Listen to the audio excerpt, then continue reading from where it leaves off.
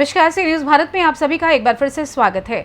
वक्त हो चुका है मध्य प्रदेश बुलेटिन का। मध्य प्रदेश बुलेटिन में बात करेंगे ग्वालियर की, जहां प्रेस्टीज कॉलेज में वार्षिक महोत्सव स्पंदन 2024 का 4 दिवसीय कार्यक्रम 23 अक्टूबर से प्रारंभ होगा। साथ ही चर्चा होगी झाबुआ की, जहां मेघनगर क्षेत्र के रंभापुर और मदरानी में अतिक्रमण हटाने की कार्यवाही की गई। इन तमाम खबरों पर करेंगे विस्तार से चर्चा। मंगलवार के दिन पथरिया सामुदायिक स्वास्थ्य केंद्र में रक्तदान शिविर का आयोजन हुआ, जिसमें नगर के युवाओं सहित महिलाओं एवं जन प्रतिनिधियों ने भी रक्तदान किया। पथरिया सामुदायिक स्वास्थ्य केंद्र में रक्तदान शिविर पहले भी लगे हैं, परंतु इस बार रक्तदान शिविर में एक अलग ही झलक देखने को मिली। नगरवासियों सहित नेता पुत्र एवं पथरिया नगर के आला अधिकारियों को भी रक्तदान करते हुए देखा गया। रक्तदान शिविर की मुख्य उपलब्धि तो यही रही कि जब रक्तदान शिविर कार्यक्रम पथरिया में चल रहा था, तभी जिला अस्पताल में AB नेगेटिव रक्त की किसी व्यक्ति को आवश्यकता पड़ी तथा तुरंत ही उस व्यक्ति को रक्त की पूर्ति पथरिया में चल रहे रक्तदान शिविर के माध्यम से की गई। सर, जो आज का रक्तदान शिविर कार्यक्रम रहा, कैसा रहा? आज हमारे पथरिया नगर में रक्तदान शिविर का आयोजन किया गया था। जो हम लोगों ने सूचीबद्ध की थी, उसमें लगभग 100 लोगों ने अपनी सहमति जाहिर की थी रक्तदान के लिए, और हमारे स्टाफ से 47 लोगों ने किया है। बाकी नगर के सभी प्रतिष्ठित लोगों ने आके रक्तदान किया है, और हमारे कुछ पत्रकार बंधुओं ने भी आके रक्तदान किया है। आपके विभाग से, जिला सामुदायिक स्वास्थ्य केंद्र से कौन कौन से वरिष्ठ अधिकारी मौजूद रहे सर रक्तदान शिविर में? हमारे दमोह से डॉक्टर रीता चटर्जी मैडम आई थी, जो DHO हैं, और डॉक्टर प्रशांत सोनी, डॉक्टर अमित प्रकाश जैन, डॉक्टर दिवाकर पटेल, डॉक्टर मुकेश पटेल, ये सभी लोग उपस्थित हुए। और नगर से हमारे आदरणीय लकी भैया, दाऊजू लक्ष्मण सिंह और क्या तहसीलदार मैडम दीपा चतुर्वेदी मैडम भी आई थी, और नायब तहसीलदार रंजेश पांडे जी आई थी। दमोह से सी न्यूज संवाददाता संतोष मोदी की रिपोर्ट। ग्वालियर प्रेस्टीज कॉलेज एवं प्रबंधन संस्थान का 27वां 4 दिवसीय वार्षिकोत्सव महानगर में बड़े ही धूमधाम के साथ मनाया जाएगा। उक्त जानकारी संस्था की डॉक्टर तारिका सरवार ने आज पत्रकारों को जानकारी देते हुए बताया कि इस कार्यक्रम संस्थान के 4500 बच्चे भाग ले रहे हैं। कई तरह के कार्यक्रम आयोजित किए जा रहे हैं। प्रथम 3 दिन के कार्यक्रम कॉलेज संस्थान में ही आयोजित किए जाएंगे एवं कॉलेज का मुख्य समापन आकर्षण जीवाजी विश्वविद्यालय के अटल बिहारी वाजपेयी ऑडिटोरियम में किया जाएगा, जिसमें देश विदेश के नामी गिरामी हस्तियां भाग लेंगी। कॉलेज के कार्यक्रम में, जिसमें इससे ट्विंस थीम स्टेट वेशभूषाएं प्रमुख रहेंगी। इस वर्ष ये कार्यक्रम बंधन कार्यक्रम के नाम से किया जा रहा है। उक्त कार्यक्रम 23 अक्टूबर मंगलवार से 26 अक्टूबर तक किया जाएगा। खुद के और प्रेस्टीज संस्थान की ओर से आप लोगों का स्वागत करता हूं। जैसे जिस तरीके के माध्यम से प्रेस्टीज प्रबंधन एवं शोध संस्थान ये जानकारी सभी तक पहुंचे कि ये महोत्सव का जो एक लेवल है वो किस। धन्यवाद, आप प्रेस्टीज के इनविटेशन पर हमेशा उपस्थित हुए, तो ये आशा रहेगी कि आगे भी आप इसी तरह प्रेस्टीज को सपोर्ट देते रहेंगे। और उसके भी ज़्यादा आप सभी को आने वाले त्यौहार की, दिवाली की हार्दिक शुभकामनाएं। तो निश्चय से हमारी तरफ से आप सभी से मिलते रहेंगे, फिर भी इसके बाद शायद इतना मिलना ना हो पाए, इसीलिए अग्रिम आपको शुभकामनाएं। जैसा कि आपको विदित है, ये प्रेस कॉन्फ्रेंस स्पंदन 2024 के लिए कंडक्ट करी गई है। तो सबसे पहले आपको ये बताना चाहिए कि लास्ट टाइम जब लोग आप आए थे, तो नवरात्रि बीट्स के लिए आपको इनवाइट किया गया था। तब से ही स्पंदन का आगाज हो गया था।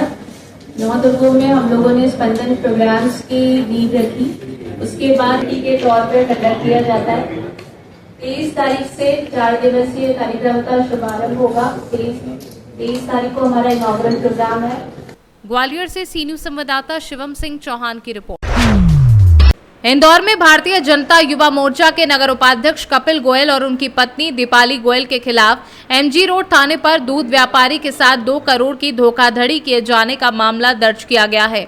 सोलंकी ने पार्टी के कार्यों और व्यापार का हवाला देकर एग्रीमेंट कर पैसा लिया था और फरियादी को नकली बैंक एफडी थमा दी थी। मामले को लेकर राम स्नेही मिश्रा एडिशनल डीसीपी जोन 3 का क्या कुछ कहना है, आइए आपको सुनवाते हैं उन्हीं की जुबानी। एमजी रोड थाने में एक लेखी आवेदन प्राप्त हुआ था, जिसकी जांच पर से थाना स्तर पर एक प्राथमिकी दर्ज की गई है, जिसमें यह तथ्य आया हुआ कि जयेश व्यास जी हैं, उनके द्वारा 2 करोड़ रुपए उधार दिए गए थे कपिल गोयल को, और इस एवज में कपिल गोयल द्वारा 25-25 लाख रुपए के 8 चेक दिए गए थे। वो भी चेक भी बाउंस हुए। कुछ ऐसे डॉक्यूमेंट्स भी इस्तेमाल किए गए हैं जिससे ऐसा प्रतीत हुआ प्रथम दृष्टया कि धोखाधड़ी की गई है, और चूंकि पैसा लेकर के नहीं दिया गया है तो उस पर से अपराध धारा सदर अमानत में खयात का भी प्रकरण पंजीबद्ध किया गया है। इस प्रकार से एक मामला धोखाधड़ी और अमानत में खयात का लेख करके और विवेचना में लिया गया है। सर, किसके खिलाफ मामला दर्ज हुआ? ये कपिल गोयल हैं, इनके खिलाफ मामला पंजीबद्ध किया गया है और पूरा प्रकरण विवेचना में है। नहीं, अभी तक जो तथ्य संज्ञान में आए हुए हैं उसमें से मिस्टर कपिल गोयल हैं, इनके द्वारा ऐसा कृत्य करना प्रतीत हुआ है। शेष अन्य तथ्य भी अगर प्राप्त होते हैं तो शामिल डायरी किए जाए। इंदौर से सी न्यूज संवाददाता अंकित खरे की रिपोर्ट। इंदौर की गांधीनगर थाना पुलिस ने गीताबाई की शिकायत पर शिवनारायण बारोड़, देवकरण बारोड़, राजेश बारोड़, राधेश्याम बारोड़ और अतुल बारोड़ के खिलाफ आगजनी का केस दर्ज किया।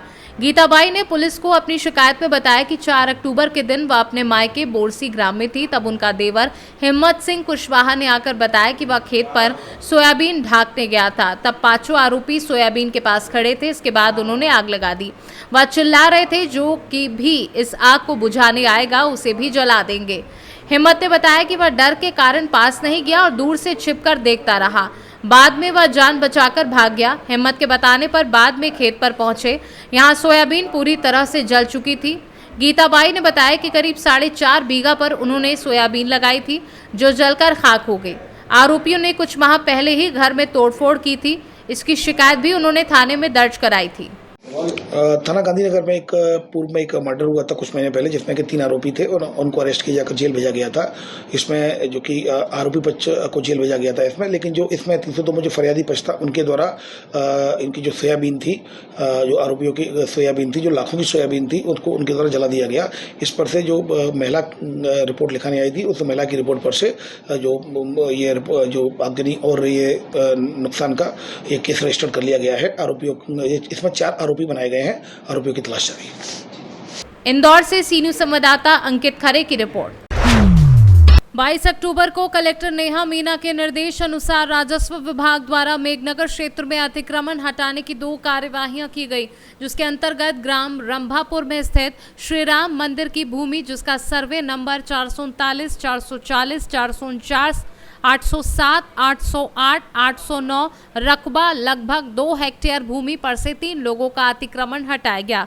अतिक्रमण की कार्यवाही के पूर्व संबंधित अतिक्रमणकर्ताओं को सूचना पत्र जारी कर विधिवत सुनवाई की गई थी। इस भूमि का अनुमानित मूल्य 46 लाख रुपए है। एक अन्य कार्यवाही में ग्राम मद्रानी के मुख्य रूट से 800 मीटर की लंबाई में सड़क के दोनों ओर 2-2 मीटर चौड़ाई के अतिक्रमण हटाए जाने की मुहिम चलाई गई। इस कार्यवाही में 0.32 हेक्टेयर भूमि से अतिक्रमण हटाए गए। यहां अतिक्रमण हटाए जाने से पूर्व ग्राम पंचायत द्वारा संबंधित व्यक्तियों को नोटिस जारी किए गए थे, किंतु समय अवधि में स्वेच्छा से अतिक्रमण नहीं हटाने पर आज कार्यवाही की गई।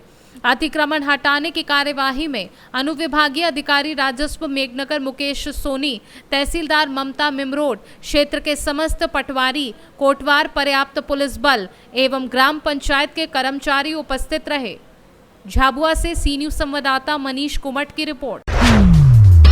बहुचर्चित मेहगांव पिता पंडित अजय पुत्र शशांक दुबे आत्महत्या कांड थाना धामनौद के अंतर्गत आता है, जिसमें फरार आरोपी प्रज्ञा पाटीदार पति मनीष पाटीदार की अग्रिम जमानत उच्च न्यायालय इंदौर खंड द्वारा निरस्त कर दी गई। दर्शना पाटीदार, भूपेंद्र पाटीदार, आशीष पाटीदार की नियमित जमानत उच्च न्यायालय इंदौर खंडपीठ निरस्त होने के 1-2 घंटे के भीतर ही धामनौद पुलिस द्वारा फरार चल रही प्रज्ञा पाटीदार को गिरफ्तार कर जेल भेज दिया गया। उच्च न्यायालय से जमानत आवेदन खारिज होने की जानकारी उच्च न्यायालय के अधिवक्ता प्रदीप दुबे द्वारा प्रदान की गई। पुलिस विभाग के नरपत सिंह पर अभी तक कोई कार्यवाही नहीं हुई। चर्चित मेहगांव आत्महत्या कांड में दोनों पिता पुत्र की पंडित अजय दुबे और शशांक दुबे की आत्महत्या में उकसाने के आरोपी प्रज्ञा पाटीदार, जो कि न्यायालय मंडलेश्वर में पदस्थ थी, एवं उसके साथ में उनके भतीजी का परिवार, जिसमें दर्शना पाटीदार व अन्य जो आरोपी थे, उन सभी की आज जो है प्रज्ञा पाटीदार की आज अग्रिम जमानत माननीय न्यायालय में 41635 नंबर पे दर्ज थी, एवं साथ में 41627 ये जो है या अपना दर्शना पाटीदार व अन्य की नियमित जमानत याचिका यहाँ पर दर्ज थी, जो कि आज जो है डिसमिस कर दी गई और माननीय न्यायालय द्वारा 45 दिन का जो है उन्हें समय दिया है। 45 दिन बाद पुनः लगा सकते हैं याचिका। फिलहाल यहाँ से याचिका निरस्त कर दी गई। खंडवा से सी न्यूज़ संवाददाता ललित दुबे की रिपोर्ट। धर्मेंद्र बिलोटिया के YouTube पर 5.31 लाख सब्सक्राइबर हैं व इंस्टाग्राम पर 6.7 मिलियन फॉलोअर्स हैं। बजरंग दल के कार्यकर्ताओं ने बताया कि विगत कई दिनों से समझाने के बाद भी अपने साथियों के साथ मिलकर सोशल मीडिया और YouTube पर वीडियो रील बनाकर हिंदू धर्म और हिंदू त्योहारों का अपमान करता है, जिससे हिंदू धर्म को मानने वाले लोग आक्रोशित हैं। इसके अलावा बिलोटिया साथियों के बनाए हुए वीडियो ऐसे होते हैं जिससे समाज में अपराध बढ़ते हैं। कोरोना काल में हनुमान चालीसा का मजाक उड़ाया था, उस समय भी इसे समझाया। अभी पुनः करवा चौथ जैसे त्योहार पर वीडियो बनाकर हिंदू समाज की भावनाओं को आहत करने का प्रयास किया। इसी के साथ प्रशासन से भी मांग की कि ऐसे लोगों की जो चैनल है वह बैन आए। साथ ही बजरंग दल के कार्यकर्ताओं ने बताया कि नर क्षेत्र में इस प्रकार की गंदगी बर्दाश्त नहीं की जाएगी। राजगढ़ से सी न्यूज़ संवाददाता जावेद लाला की रिपोर्ट। फिलहाल मध्य प्रदेश बुलेटिन में बस इतना ही। देश दुनिया की तमाम खबरों को जानने के लिए आप देखते रहिए सी न्यूज़ भारत। हर खबर आपके साथ, आपके हाथ।